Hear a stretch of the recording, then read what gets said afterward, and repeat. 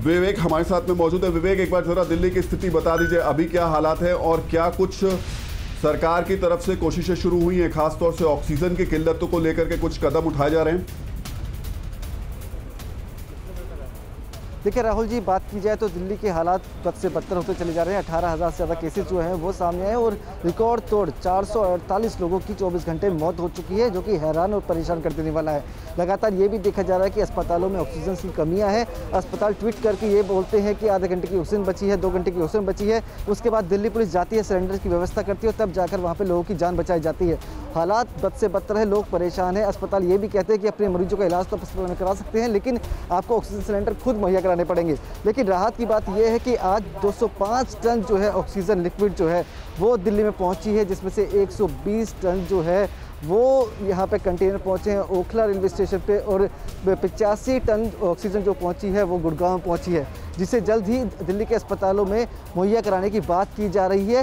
साथ ही इस वक्त मौजूद हूँ वैक्सीनेशन सेंटर पर, जो वेस्ट विनोद नगर में, और जहाँ पे आप तस्वीरों में देख सकते हैं कि बढ़ चढ़कर यहाँ पर युवा जो है वो वैक्सीनेशन लगवाने के लिए पहुँच रहा है। 18 साल से 44 साल के लोगों की जब से वैक्सीनेशन शुरू हुई है तब से लगातार रजिस्ट्रेशन जो है दस्तूर जारी है और लोग यहाँ पे काफ़ी तादाद में पहुँच रहे हैं। आप देख सकते हैं तस्वीरों में कि 3 लाइनें यहाँ पे बनाई गई हैं। सोशल डिस्टेंसिंग का ध्यान जो है वो रखा जा रहा है, लेकिन फिलहाल की बात की जाए तो हालात बद से बदतर है। लगातार सरकार के निश्चित तौर पर विवेक, लेकिन सवाल यहाँ ये उठा है कि इन तमाम कोशिशों के बीच, इन तमाम कवायदों के बीच में क्या बिना लॉकडाउन के ये तमाम प्रोग्राम ठीक ढंग से इंप्लीमेंट हो पाएंगे? विक्रम सिंह जी मेरे साथ हैं इस वक्त, फॉर्मर डीजीपी यूपी के। विक्रम सिंह जी, सवाल ये उठ रहा है, कोई आंशिक तौर पे कर रहा है, कोई 1 हफ्ते का कर रहा है, पूरा लॉकडाउन करने में दिक्कत आ कर रही है आपको? कहाँ लग रही है दिक्कत?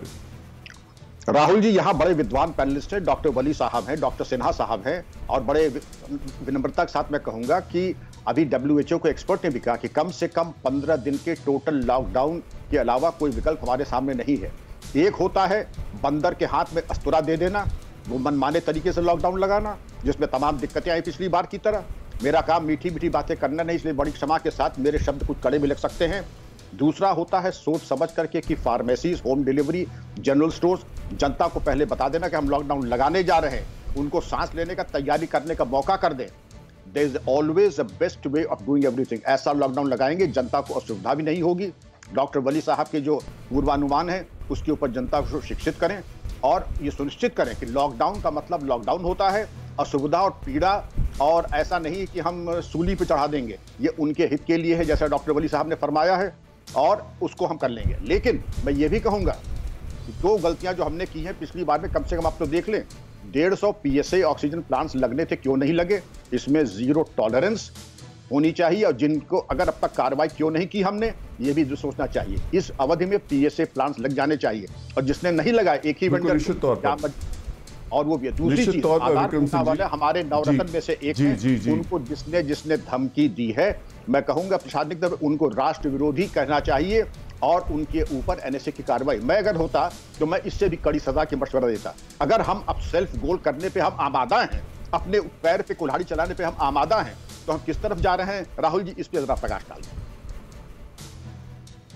अड़ी सोमवार से शुक्रवार शाम 6 बजे सिर्फ TV9 भारतवर्ष पर।